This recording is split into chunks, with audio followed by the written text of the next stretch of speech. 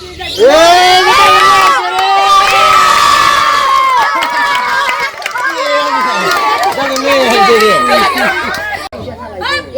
আলাইকুম, আশা করি আপনারা সবাই খুব ভালো আছেন। আজকে আরেকটা নতুন খেলা নিয়ে যে হাজির হলাম। তাই যে দেখতে পাচ্ছেন গ্রামের যে আন্টিরা দাঁড়ায় গেছে টায়ার হাতে নিয়ে। তাই যে এখানে তেল আর লবণ রাখা আছে, টায়ার দিয়ে যে যেটাতে লাগাতে পারবে সেটা তার।